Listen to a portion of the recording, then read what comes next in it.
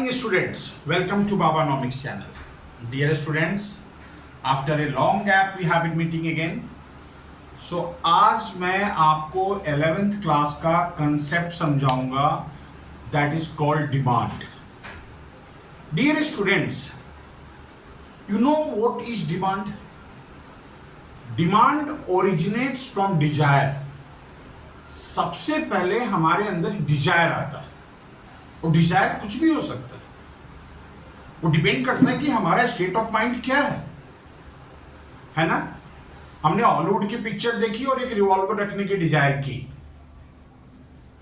आ सकता है हमारे पास BMW हो, एक ये भी डिजायर है. हमारे पास एक अच्छी क्वालिटी का पेन हो, ये भी डिजायर है. हमारे पास एक अच्छा टीचर हो, ये भी डिजायर है. इसके बाद हम चेक करते हैं कि डिजायर नेसेसरी है या अननेसेसरी है. डियर स्टूडेंट्स, अगर डिजायर अननेसेसरी है, having revolvers, having chartered plane, अगर ऐसी डिजायर आती है तो डियर स्टूडेंट्स ये हमारे लिए ड्रीम है. और ड्रीम को हम इकोनॉमिक्स में नहीं पढ़ते. पहले हमारे अंदर एक डिजायर आती है, उस डिजायर को हम चेक करते हैं whether it is necessary or unnecessary. अगर डिजायर नेसेसरी है then it becomes want, and when it is want it means if you have money, if you have time, then you will show your willingness to buy the product. So quantity demand for a commodity means how much quantity of goods and services that a consumer is willing to buy at a given price in the given period of time. So students, mind on my statement. Quantity demand के अंदर goods भी आ सकता है और services भी आ सकता है. So quantity demand refers to the amount of goods or services that a consumer, एक consumer कितनी क्वांटिटी खरीदना चाहता है, किस प्राइस पे खरीदना चाहता है और किस समय खरीदना चाहता है. अगर इसमें से आप प्राइस को इग्नोर कर दो, your definition is in wrong. अगर आपने इसमें से टाइम पीरियड को इग्नोर कर दो तब भी डेफिनेशन रॉन्ग है. सो डियर स्टूडेंट्स, इस डेफिनेशन के लिए प्राइस का भी होनी जरूरी है और टाइम का भी होना जरूरी है. कुछ ऐसी बातें हैं जो हम जनरली 11th क्लास में इग्नोर कर देते हैं. Students, there is a difference between quantity demand and demand, जिसको हम थोड़ी बाद में डिस्कस करेंगे. अभी आप एक मेन पॉइंट याद कर लो कि all demands are desire but all desires are not the demand. All desires are not the demand. सिर्फ वही डिजायर डिमांड होगा जो नेसेसरी हो, जिसको परचेज करने की हमारे अंदर इच्छा हो, जिसके पास हमारे पास पैसे हो और time. I am giving my own example. मैं ये चाहता हूं कि मेरे पास BMW कार हो. कार परचेज करना नेसेसरी है. एक टीचर के पास कार होनी चाहिए. तो having desire of car, BMW car particular brand, ये मेरा नेसेसरी डिजायर है. क्वेश्चन ये है कि क्या इतना मेरे पास पैसे हैं, क्या मेरे पास मेरी उतनी इनकम है? नहीं है. सो आई कैन नॉट डिमांड. तो सारे डिजायर्स को हम डिमांड नहीं कर सकते, लेकिन जो डिमांड करते हैं, जितनी क्वांटिटी हम खरीदना चाहते हैं, उसका ओरिजिन डिजायर से ही होता है. स्टूडेंट्स, यहां पे जनरली स्टूडेंट्स कहां कंफ्यूज होते हैं? स्टूडेंट्स कंफ्यूज होते हैं क्वांटिटी डिमांड, और जनरली स्टूडेंट्स क्या कंफ्यूज हो जाते हैं? Quantity demand and purchase. Quantity demand कभी भी परचेज को शो नहीं करता. Active demand is called purchase. मैं भी वीडियो बना रहा हूं, बनाते बनाते मेरे माइंड में एक आइडिया आया कि क्यों ना मैं इस वीडियो बनाने के बाद घर 4 किलो आम ले जाऊं. ये डिजायर है और नेसेसरी भी है. It's a fruit. पैसे भी है मेरे पास, टाइम भी है, और मैं क्लास के बाद फ्रूट्स लेने चला गया. फ्रूट मार्केट गया, मैंने प्राइस पूछा. फ्रूट सेलर को बोला कि तुम 4 kg मैंगो तोल दो.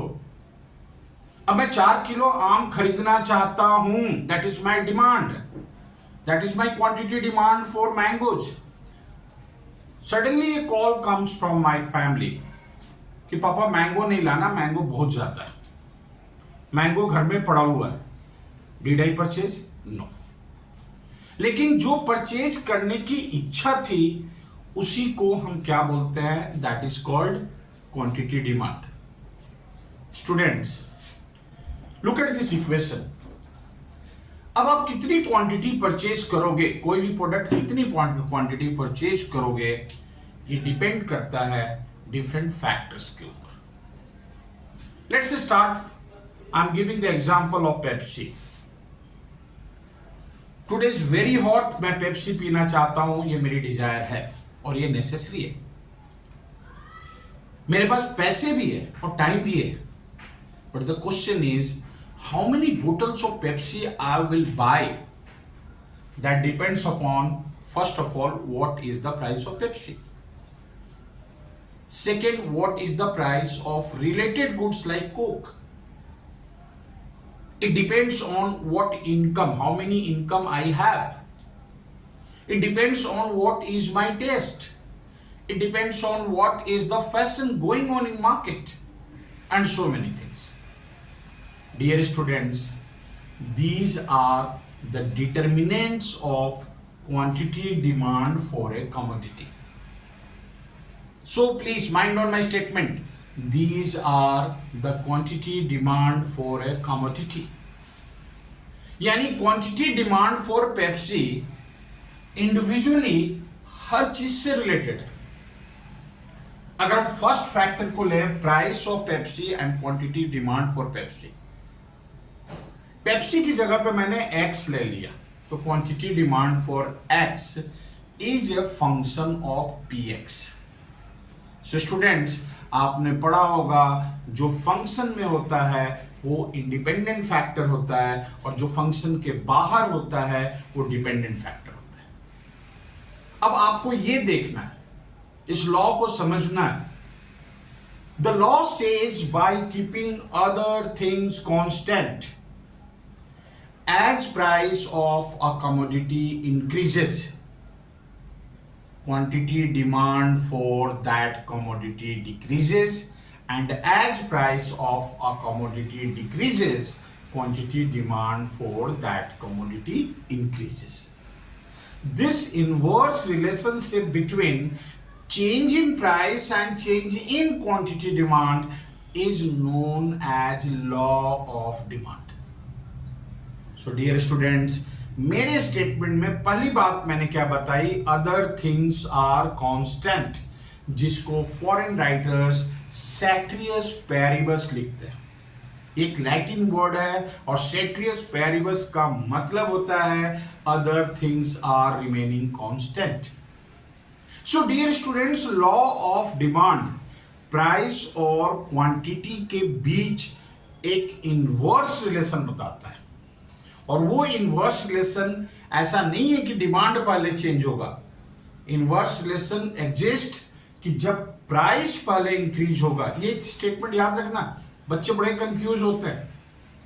पहले क्या चेंज होना चाहिए? प्राइस. इंडिपेंडेंट फैक्टर क्या है? प्राइस है. तो जब प्राइस इंक्रीज होगा तो कंज्यूमर्स के अंदर परचेज करने की इच्छा, डिजायर कम हो जाएगी. और जो प्राइस कम होगा तो कंज्यूमर्स के अंदर परचेज और डिजायर करने की इच्छा ज्यादा हो जाएगी. 11th क्लास तक आपको टेक्निकली यही चीज समझना. अगर इसी चीज को मैं डायग्राम से शो करूं, शेड्यूल से शो करूं, तो look at this schedule. Price is ₹10, ₹20, ₹30, ₹40, ₹50 and quantity demand is 500, 400, 300, 200, 100. Dear students, अगर मैं इस शेड्यूल को डायग्राम में प्लॉट करूं by taking price on y axis and x on quantity on x axis, you will find there will be straight line downward sloping demand because it is a inverse relationship. So my point is, पहले price change करना आप, पहले आप quantity change करोगे तो price कभी भी decrease नहीं होगा, प्राइस इंक्रीज होगा। तो लॉ ऑफ डिमांड प्राइस और क्वांटिटी के बीच इनवर्स रिलेशन को शो करता है। स्टूडेंट्स, डिमांड लाइन भी हो सकता है और डिमांड कर्व भी हो सकता है।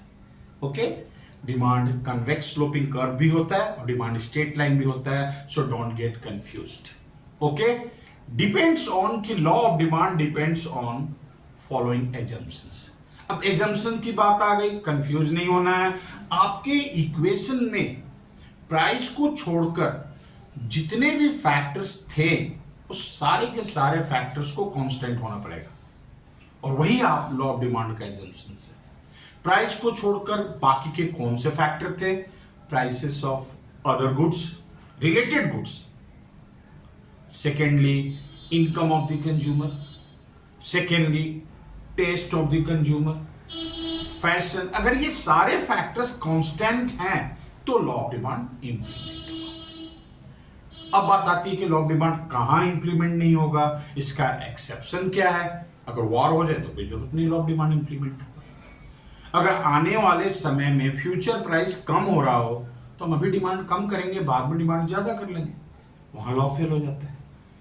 तो कई ऐसे फैक्टर्स हैं जहां पे लॉ ऑफ डिमांड फेल हो जाता है। अगर प्रोडक्ट आउट ऑफ फैशन हो गया, प्रोडक्ट का प्राइस कम भी होगा, तब भी हम लॉ ऑफ डिमांड कम करेंगे, डिमांड कम कर नहीं करेंगे। दैट मीन्स जब फैशन चेंज हो जाता है, कंज्यूमर का टेस्ट चेंज हो जाता है, वहां पे भी लॉ ऑफ डिमांड फेल हो जाता है। Okay, first factor we discussed. Second factor is price of related goods. Students, आप इस चीज को अच्छी तरह से समझना। There are two types of related goods. One is called substitute good and other is called complementary good. तो पहले आप substitute goods समझ लो। जब हम एक गुड्स की जगह दूसरे गुड्स को यूज करते हैं या दूसरे की जगह हम फर्स्ट को यूज कर सकते हैं, उसे हम सब्स्टिट्यूट गुड्स बोलते हैं। अगर हमने पेप्सी पीना है, पेप्सी नहीं है तो हम कोक पिएंगे, चाय नहीं पिएंगे, क्योंकि पेप्सी और कोक आर सब्स्टिट्यूट। अगर हमें चाय पीनी है और चाय नहीं है तो हम कॉफी पी लेंगे, ये सब्स्टिट्यूट। लेकिन आप पेप्सी और चाय या कोक और कॉफी को सब्स्टिट्यूट गुड्स नहीं मान सकते। ओके, अब आपको यह देखना है कि आप कितनी क्वांटिटी ऑफ पेप्सी परचेज करोगे अगर कोक का प्राइस चेंज होता है। इसलिए इसे हम क्रॉस डिमांड बोलते हैं, CROSS, cross demand. Dear students, अगर सारे फैक्टर्स को कांस्टेंट कर दिया जाए और कोक का प्राइस इंक्रीज होता है, जिसे आप बोल सकते हो सब्स्टिट्यूट गुड्स का प्राइस इंक्रीज होता है, तो जिस गुड्स को आपको डिमांड करना है वो गुड आपको रिलेटिवली सस्ता नजर आएगा। हालांकि उसने प्राइस कम नहीं किया है, पेप्सी वालों ने कोई प्राइस कम नहीं किया है, लेकिन कोक वालों ने अपना प्राइस बढ़ा दिया, इसलिए आपको पेप्सी सस्ता महसूस होगा और आप पेप्सी की डिमांड ज्यादा करोगे। अगर कोक वालों ने अपनी प्राइस कम कर दी तो पेप्सी वालों ने तो प्राइस नहीं बढ़ाया, लेकिन कोक की प्राइस कम हो जाने से पेप्सी की डिमांड कम हो जाएगी, क्योंकि पेप्सी आपको कॉस्टली फील होगा, पेप्सी आपको महंगा लगेगा। यानी इन case of substitute goods the effect of cross effect between the price change in price and change in demand for other substitute good is positive, ये याद रखना है। अब बात आती है कॉम्प्लीमेंट्री गुड्स। कॉम्प्लीमेंट्री गुड्स का मतलब होता है जहां एक गुड की यूटिलिटी किसी अदर गुड्स की यूटिलिटी के ऊपर डिपेंड करती है। डियर स्टूडेंट्स, अगर मैं आपके मोबाइल से बैटरी निकाल कर फेंक दूं, उस मोबाइल की कोई वैल्यू नहीं। अगर मैं सिर्फ आपको बैटरी दे दूं तो उसकी कोई यूटिलिटी नहीं। So many examples you can take, mobile phone, battery, pen, ink, car, petrol, कई सारे एग्जांपल्स दिए। अब आप ये सोचो, अगर मोबाइल की प्राइस इंक्रीज हो गई तो मोबाइल की डिमांड क्या होगी? कम होगी। और जब मोबाइल की डिमांड कम होगी तो बैटरी की भी डिमांड कम होगी। यानी मोबाइल फोन का प्राइस बढ़ना और बैटरी का डिमांड कम होना, ये कॉम्प्लीमेंट्री गुड्स का रिलेशन है जो नेगेटिव होता है। ओके, तो in case of complementary goods the cross demand will be negative. Okay students, the third important factor is income of the consumer. Dear students, इसको हम 3 गुड्स के केस में पढ़ेंगे। In case of normal good जो आपके syllabus में है, in case of inferior goods और in case of highly necessity goods. Dear students, by keeping other things constant, बाकी के सारे फैक्टर्स को कांस्टेंट रखो, और अगर इनकम बढ़ा तो आप नॉर्मल गुड्स का डिमांड ज्यादा करोगे, और अगर आपका इनकम कम हुआ तो आप नॉर्मल गुड्स की डिमांड कम करोगे। यानी इनकम और डिमांड के बीच, नॉर्मल गुड्स के डिमांड के बीच पॉजिटिव रिलेशन होता है। यानी यहां भी इंडिपेंडेंट फैक्टर इनकम है। पहले आप इनकम को चेंज करोगे, डिमांड को नहीं। ऐसा नहीं कि डिमांड इंक्रीज हो जाने से इनकम इंक्रीज होगा। इनकम के बढ़ने से आपके नॉर्मल गुड्स का डिमांड बढ़ेगा, और इनकम के कम होने से नॉर्मल गुड्स का डिमांड कम होगा। इसलिए नॉर्मल गुड्स पे इनकम इफेक्ट पॉजिटिव होता है।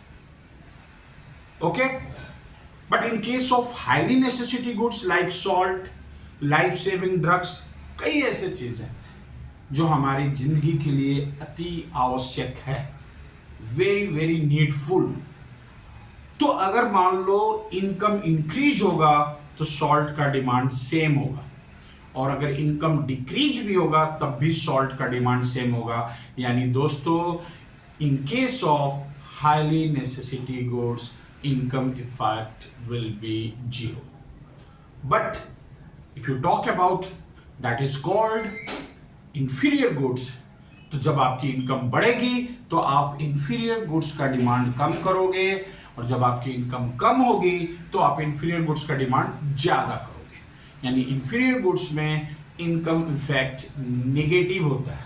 सो डियर स्टूडेंट्स, कौन सा गुड्स इंफीरियर है और कौन सा गुड्स नॉर्मल है, ये सिर्फ आप इनकम इफेक्ट से फाइंड आउट कर सकते हो। बाकी कोई इसका एब्सोल्यूट डेफिनेशन नहीं है। जो गुड्स मेरे लिए इंफीरियर है किसी और के लिए नॉर्मल होगा, और जो गुड्स मेरे लिए नॉर्मल है किसी और के लिए इंफीरियर होगा। It depends on the society, it depends on the distribution of income, it depends on your standard of living, it depends on your level of income, which type of family belong. जो goods मेरे लिए normal है किसी industrialist के लिए inferior होगा। Are you understanding? और जो गुड्स मेरे लिए इंफीरियर है किसी बेगर, किसी रिक्शा पुलर के लिए क्या होगा? नॉर्मल होगा। बस आपको ये देखना है कि आपका इनकम इफेक्ट पॉजिटिव हो रहा है या नेगेटिव हो रहा है। जिस गुड्स पे पॉजिटिव है वो नॉर्मल गुड्स है, और जिस गुड्स पे नेगेटिव है वो गुड्स इंफीरियर गुड्स है। Okay, so I hope function of demand आपका क्लियर हो जाएगा मेरे इस वीडियो से। Thank you for watching my video. Please, अगर आपको अच्छा लगता है, मेरा पढ़ाना अच्छा लगता है, तो लाइक करो, शेयर करो, और कमेंट में आप लिख सकते हो कि कहाँ मैं गलती कर रहा हूं और आपको क्या क्या चाहिए। Thank you very much.